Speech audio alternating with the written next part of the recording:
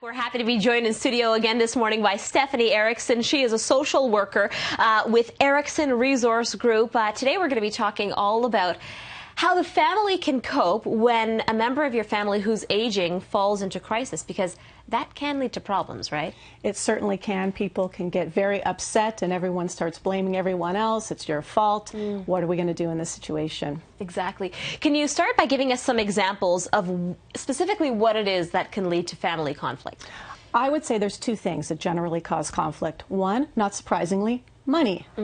If mom needs help, who's going to manage the money and what are we going to use the money for? Secondly, I would say it's probably housing. If mom's not doing well, should she stay at home or should she move to a residence? Right. And probably a lot of the time people are thinking to themselves, okay, when you have to decide who's going to deal with the money, you want to make sure that it's somebody that everybody trusts, right? Yeah, and that can sometimes cause problems. Not all the time do people trust one another within a family. Yeah.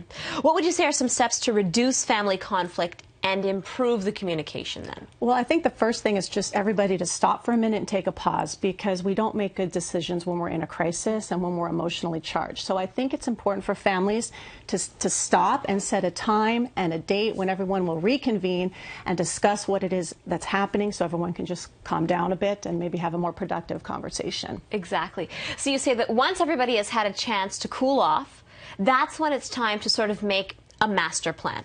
Exactly, master plan, that's a great way to describe it. So I say create a cheat sheet. So what you want to do is really remove yourself from the situation. You're not going to hypothesize as to why we're in the situation, we're just in it. So now we create a cheat sheet.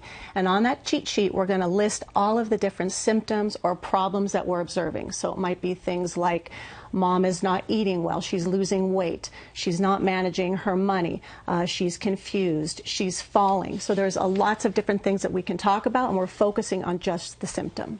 Exactly. So I think that we have a graphic displaying those different symptoms.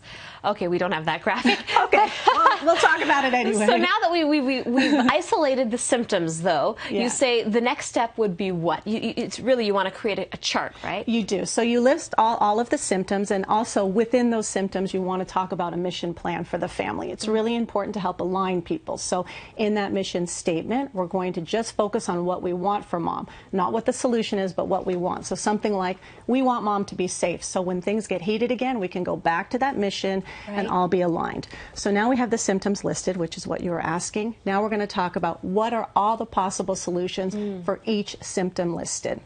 So for example, weight loss. What's one of the solutions if someone is losing weight? We can bring meals into the home through a community agency.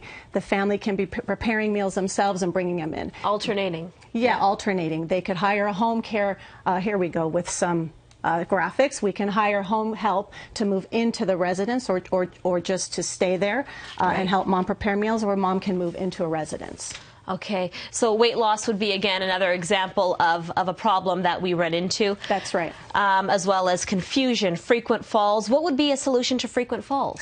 Okay, so there's lots of things we can do. We can adapt the home. We can bring equipment into the home.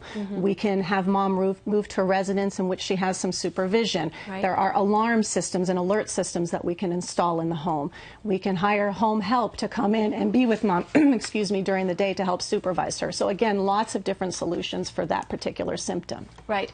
Is this something that is this kind of a chart, something that we create beforehand or when the crisis strikes? Well, I think it's good to have discussions with our loved one, with mom. Mom, if you needed help, what would you want? Would you want to stay in the home? Would you want to move to a residence? So we have a general idea.